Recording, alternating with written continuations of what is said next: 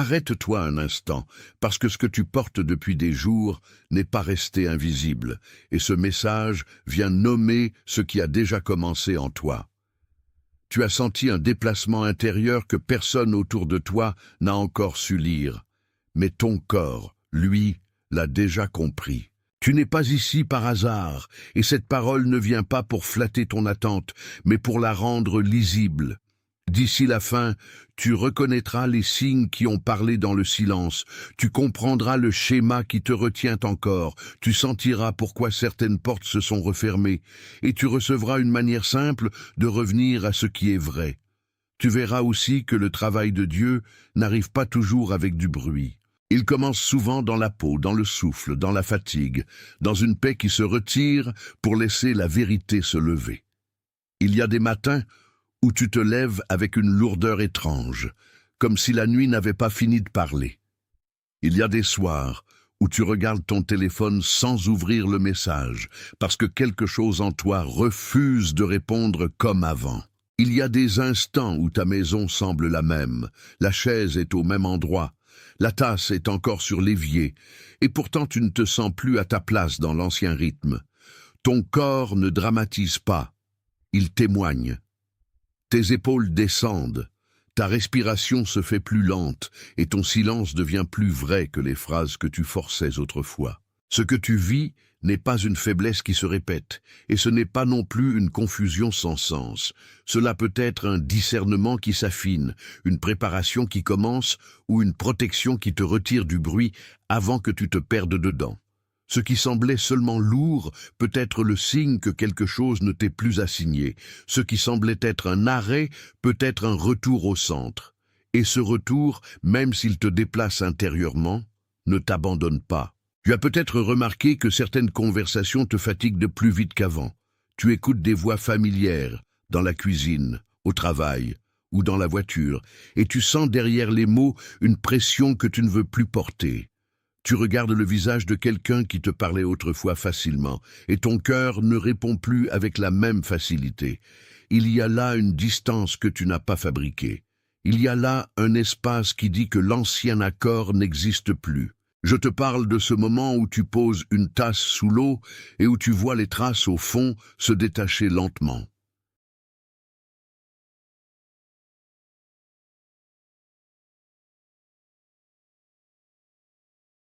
Attention, vous devez vous préparer maintenant.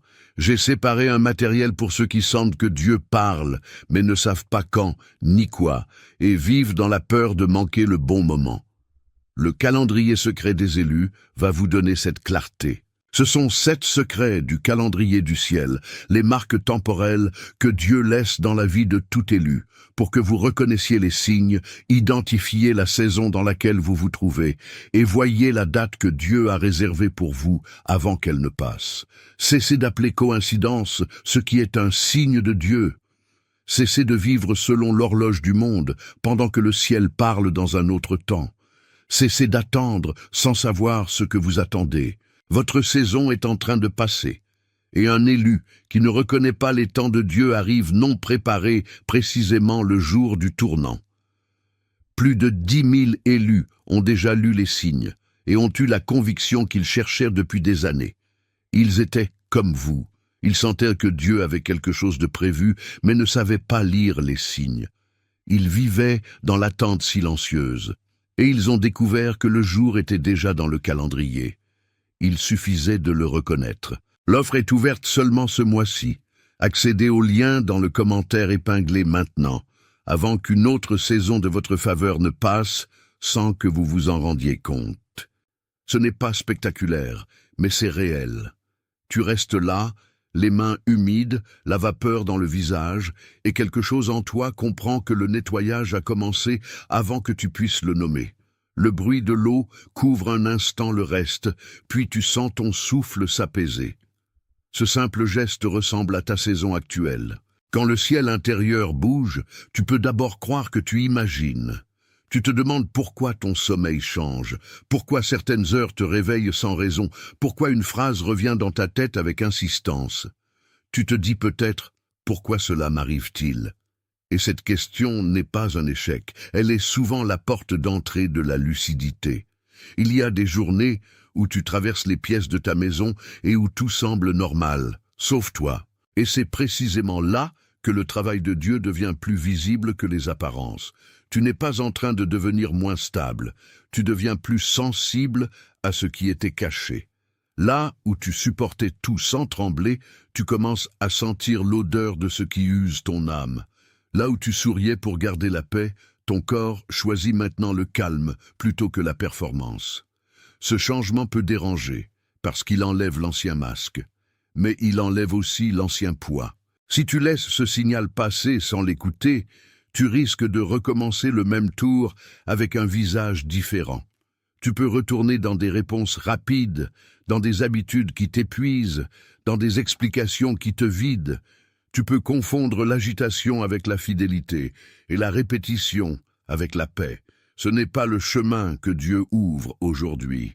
C'est pourquoi tu es appelé à reconnaître le signe, à l'honorer, puis à revenir ici avec la simplicité de quelqu'un qui a compris qu'un seul détail a changé tout le reste. Si l'un de ces signes a résonné en toi, si ton souffle a changé pendant que je parlais, tape le nombre 888 dans les commentaires.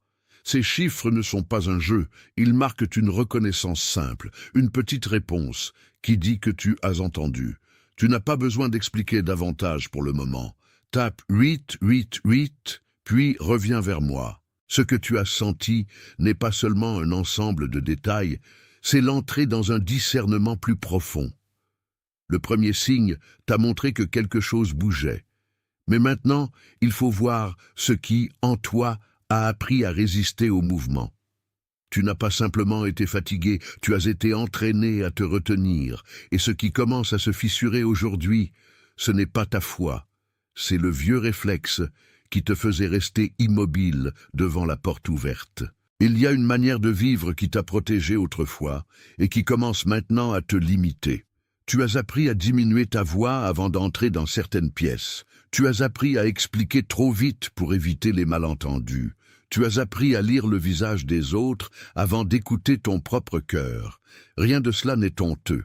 C'était une stratégie de survie, une forme d'adaptation, une réponse à une saison où tu ne pouvais pas te permettre d'être pleinement visible. Mais le problème d'une protection ancienne, c'est qu'elle continue parfois à parler quand la saison a déjà changé. Tu sens alors ton cœur vouloir avancer et ton esprit revient en arrière pour vérifier si c'est permis. Tu fais un pas, puis tu t'arrêtes, puis tu recommences à analyser ce que tu avais déjà compris. Ce va-et-vient épuise le corps, il use aussi la joie. Dans la cuisine, quand tu prends un verre et que tu restes immobile un peu trop longtemps, ce n'est pas seulement de l'hésitation. C'est souvent ton intérieur qui cherche encore l'autorisation de faire ce qu'il sait déjà. Tu regardes l'eau, la lumière sur la table, la petite poussière sur le rebord, et quelque chose te dit que l'ancien rythme ne suffit plus. Le cœur veut la paix, mais l'ancienne habitude veut encore convaincre. C'est là que le combat devient visible. La confusion aime les endroits ordinaires. Elle n'a pas besoin de grands drames pour se montrer. Elle s'infiltre dans un message laissé sans réponse, dans une rencontre qu'on reporte, dans une parole qu'on garde au lieu de la confier à Dieu. Elle te pousse à croire que tout doit être réglé d'un coup, tout de suite, parfaitement. Mais la vérité est plus douce que cette urgence. Elle se révèle par étapes, et chaque étape te demande d'écouter sans te précipiter. Tu n'es pas appelé à te méfier de tout le monde. Tu es appelé à reconnaître ce qui draine ta paix et ce qui la garde. Tu n'es pas destiné à vivre sur la défensive. Tu es appelé à vivre avec un cœur stable, capable de dire oui sans se trahir et non sans se justifier. Le vrai tournant commence quand tu cesses de demander à l'ancien schéma de te guider encore. Il y a des moments où l'âme comprend avant que les mots ne suivent. Tu entres dans une pièce, tu t'assieds dans la voiture avant de tourner la clé, tu restes au bord du lit et tu sais déjà qu'une porte intérieure est en train de se déplacer. Ce n'est pas spectaculaire, mais c'est précis. Les gestes les plus simples deviennent des frontières, et les frontières sont souvent l'endroit où Dieu travaille le plus en silence. Tu peux appeler cela du changement, mais au fond c'est plus profond. C'est une réorganisation de ton monde intérieur. Ce qui te distrayait autrefois perd un peu de sa voix. Ce qui te pressait sans justice perd de sa force. Ce qui te faisait courir sans direction commence à te sembler plus petit.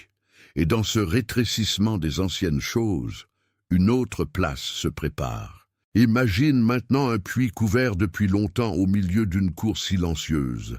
Il n'était pas vide, il n'était pas mort. Il attendait sous la pierre, sous la poussière, sous les allées et venues d'une maison où personne ne savait plus comment l'écouter. Le puits a retenu l'eau dans sa profondeur quand tout autour semblait sec. Il a gardé la fraîcheur quand le soleil frappait le sol. Et sa couverture n'était pas un oubli, mais une garde. Tu as vécu comme ce puits plus d'une fois. Les gens ont vu la surface, pas la réserve cachée. Ils ont cru que ton silence voulait dire absence, alors qu'en toi, quelque chose se tenait en attente.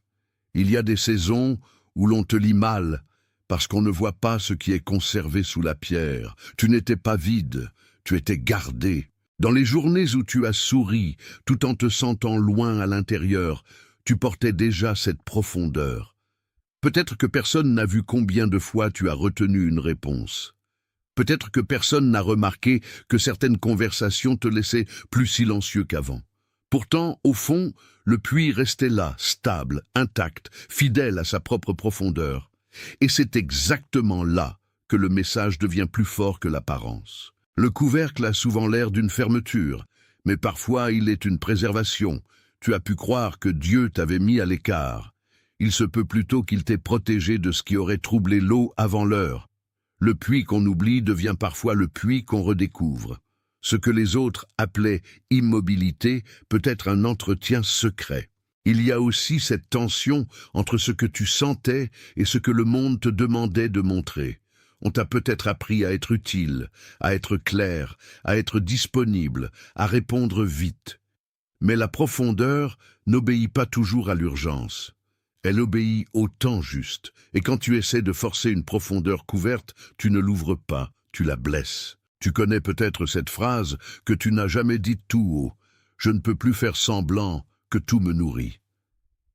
Cette phrase n'est pas une crise.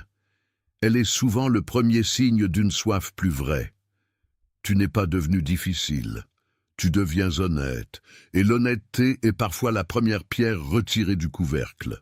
Le puits parle aussi de mémoire. Il se souvient des mains qui venaient autrefois puiser, des cordes, du silence autour, du matin sur les murs. Il sait que sa profondeur n'a pas disparu, même quand personne ne l'a appelé. Toi aussi, tu portes une mémoire que la saison actuelle n'a pas créée. Il y a quelque chose en toi qui n'a jamais cessé d'être source. C'est pour cela que certaines choses t'ont semblé plus lourdes ces derniers temps. Tu ne peux plus vivre au niveau de la surface sans sentir le manque. Tu ne peux plus répéter les mêmes gestes sans entendre la dissonance. Ce poids n'est pas toujours un fardeau. Parfois, il est la pression douce qui prépare la remontée de l'eau. Quand un puits commence à être rouvert, la poussière remonte d'abord. Il y a un trouble initial, une apparente confusion, une petite résistance du sol. Mais ce trouble n'est pas un signe d'échec. C'est le passage même de la restauration. Ce qui a été couvert depuis longtemps ne s'ouvre pas sans résistance. Et pourtant, le mouvement a déjà commencé. Il y a en toi des réserves que tu n'as pas encore utilisées dans la bonne saison. Tu as cru parfois que tu avais perdu de la force, alors qu'une part de toi n'était que gardée en profondeur. La fatigue a pu te faire douter de cette réserve. Le silence a pu te faire croire que tu n'étais plus utile, mais le puits ne mesure pas sa valeur à la quantité de bruit autour de lui. Tu peux maintenant entendre la différence entre l'oubli et la protection. L'oubli abandonne, la protection réserve. L'oubli laisse la poussière régner. La protection attend la main juste. Ce que tu vis ressemble à cette attente, et cette attente n'est pas vide. Elle prépare une remontée plus pure. Regarde comment cette saison change ta manière de répondre aux autres. Tu ne donnes plus ton cœur à la vitesse de la peur. Tu n'expliques plus tout pour éviter l'inconfort. Tu commences à garder en toi ce qui est précieux jusqu'au bon moment. Cela aussi fait partie de la restauration. Ce n'est pas du repli, c'est du discernement. Le puits n'essaie pas de se convaincre qu'il est profond. Il l'est. Toi aussi, tu n'as pas besoin d'inventer une identité. Tu as besoin de laisser remonter ce qui a été gardé. Et quand ce qui était couvert commence à remuer, on entre dans une nouvelle manière d'habiter sa propre vie. Au moment où l'on enlève la pierre, la lumière ne menace pas l'eau. Elle la révèle. Tu peux avoir peur de ce qui va apparaître quand tout sera visible. Mais ce que Dieu travaille en toi ne vient pas pour te détruire. Il vient pour rendre à ta profondeur sa fonction. Reste avec cette image, parce qu'elle explique beaucoup de ce que tu ressens sans le forcer. Si cette image te touche là où tu te caches encore, écris maintenant une seule phrase dans les commentaires. Euve Joïsso. Laisse ces mots dire que tu reconnais ce puits, cette couverture, ce mouvement discret sous la pierre. Ce n'est pas une formule vide. C'est un repère intérieur, un témoin simple qui dit que tu n'es plus en train de nier ce que tu sais. Écris Euve Joïsso, puis reviens vers moi. Reviens vers moi parce que ce que tu as reconnu doit maintenant être gardé avec soin. Le puits ne se restaure pas en un instant, il se reçoit avec patience. Tu n'as pas besoin d'arracher la pierre avec agitation. Tu dois seulement rester présent à ce qui est en train d'être rouvert, et cette présence est déjà une forme de fidélité. La vérité est que tu n'es plus la même personne devant la même cour, la même pierre, le même silence. Ton regard a changé, ton corps a changé, ta manière d'attendre a changé. Même si tout semble encore fermé autour de toi, quelque chose a déjà basculé à l'intérieur. Ce que tu as compris ne concerne pas seulement le puits, mais la manière dont tu as survécu jusque-là. Tu as appris à garder la source couverte pour ne pas la gaspiller dans de mauvaises mains. Tu as appris à te taire pour ne pas être mal lu. Tu as appris à attendre sans forcer. Et maintenant, ce qui te protégeait hier doit devenir le lieu d'une confiance nouvelle. Il y a des matins où tu te lèves et tu sens immédiatement ce qu'une pièce attend de toi. Tu sais si tu peux entrer, si tu dois respirer avant, si tu dois poser ton téléphone, si tu dois prier avant de parler. Ce n'est pas de la nervosité, c'est la sensibilité d'un cœur qui apprend à ne plus se trahir. Et cette sensibilité, quand elle est reçue avec paix, devient une boussole. Le monde appelle souvent cela de l'hésitation. Le ciel le reconnaît comme un discernement qui se remet à entendre. Tu n'es pas en train de devenir compliqué. Tu deviens plus juste, plus simple aussi. Parce que la vérité, quand elle revient, enlève beaucoup de bruit inutile. Tu peux remarquer désormais que certaines distractions perdent leur pouvoir dès que tu les regardes en face. Tu ouvres une conversation, puis tu la refermes. Tu prends un objet, puis tu le reposes. Tu entres dans une pensée, puis tu sors avant qu'elle ne t'entraîne. Cela n'est pas petit. C'est le signe d'une autorité intérieure qui se réveille. Cette autorité ne crie pas. Elle s'assied, elle respire, elle distingue. Elle sait qu'elle n'a pas à tout prouver pour être vraie. Et plus tu entres dans cette posture, plus le vieux chaos perd sa capacité à te nommer. Il y a toujours un coup à rester fidèle au vieux schéma.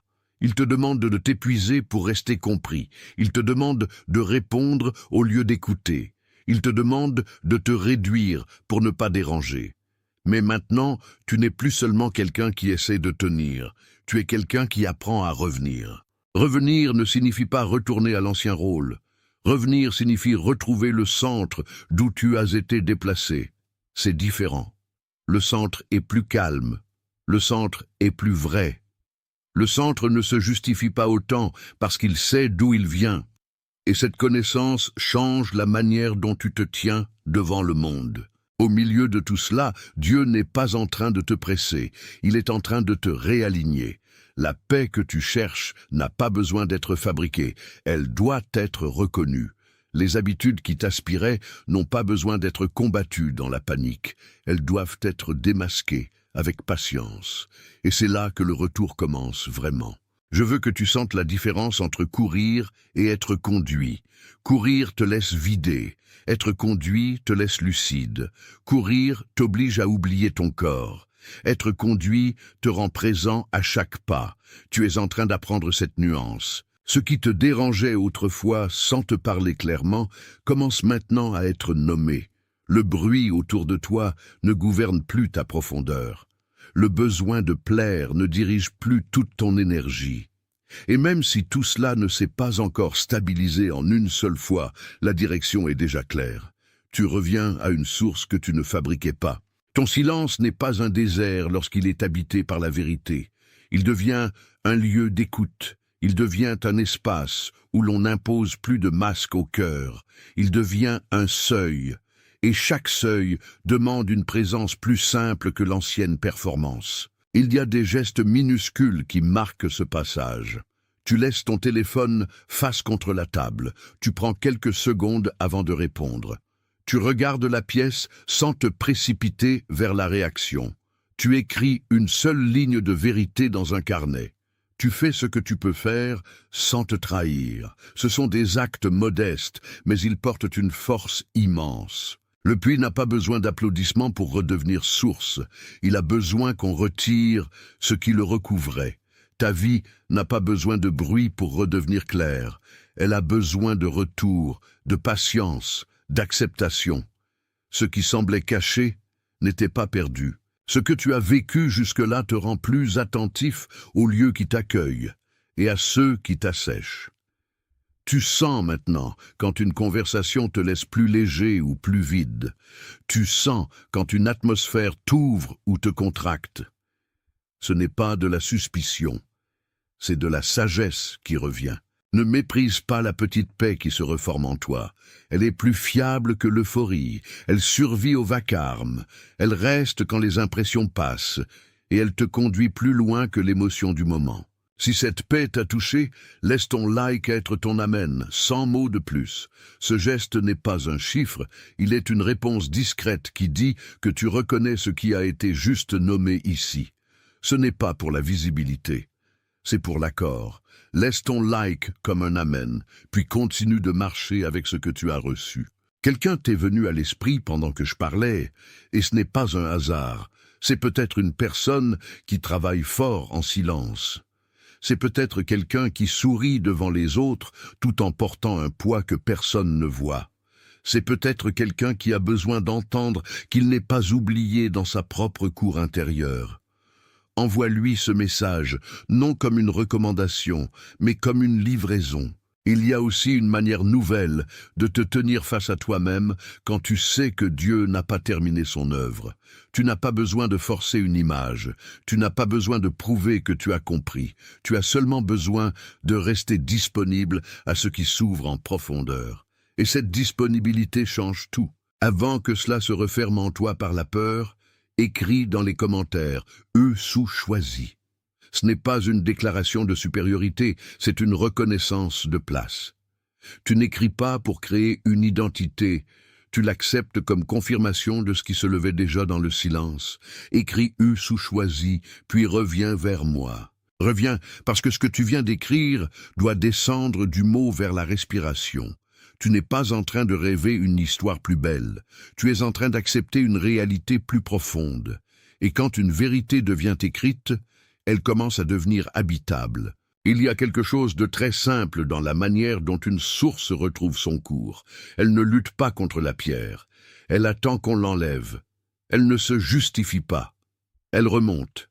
Tu es peut-être là aujourd'hui, à cet endroit exact où le couvercle a commencé à se soulever, et cela suffit pour comprendre que la saison a changé. Tout ce que tu as traversé a préparé cette lucidité.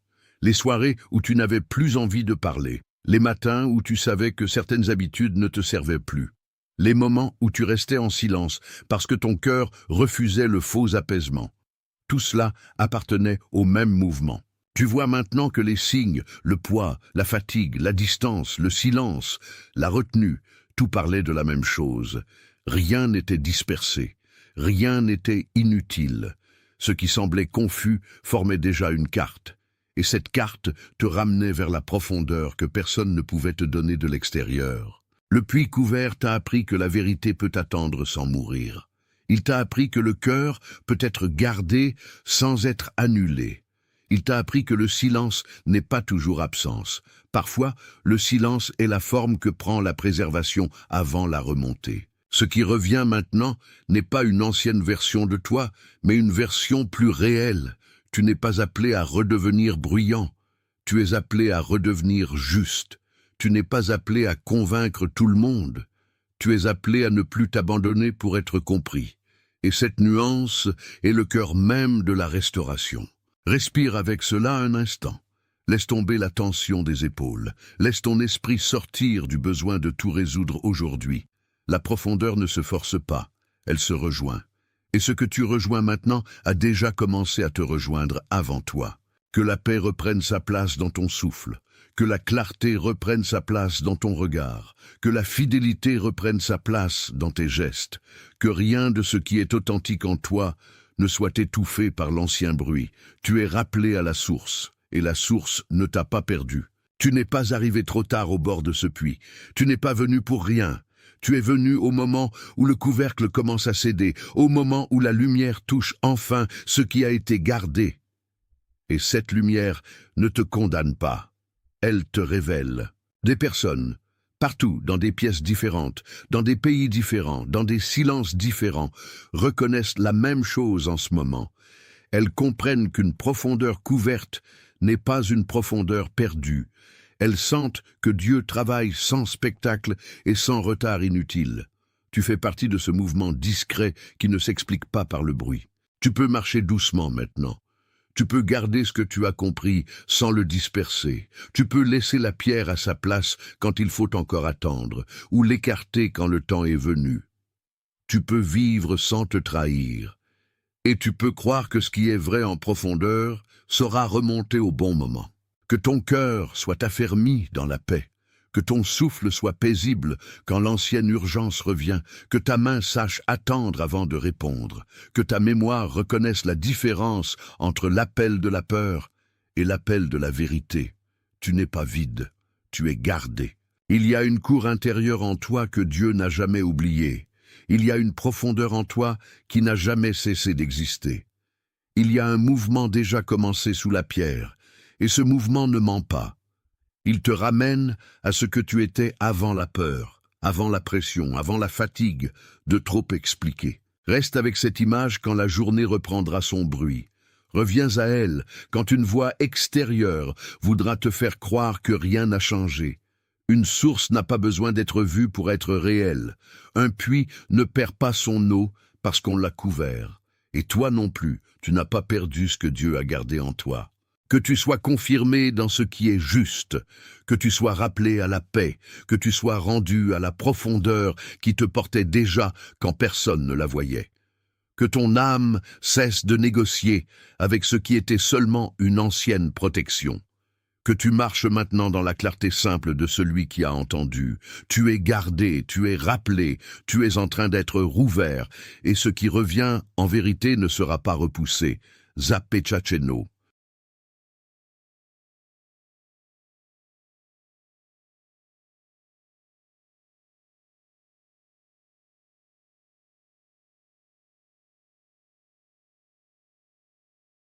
Attention, vous devez vous préparer maintenant. J'ai séparé un matériel pour ceux qui sentent que Dieu parle, mais ne savent pas quand, ni quoi, et vivent dans la peur de manquer le bon moment. Le calendrier secret des élus va vous donner cette clarté. Ce sont 7 secrets du calendrier du ciel, les marques temporelles que Dieu laisse dans la vie de tout élu, pour que vous reconnaissiez les signes, identifiez la saison dans laquelle vous vous trouvez, et voyez la date que Dieu a réservée pour vous avant qu'elle ne passe. Cessez d'appeler coïncidence ce qui est un signe de Dieu.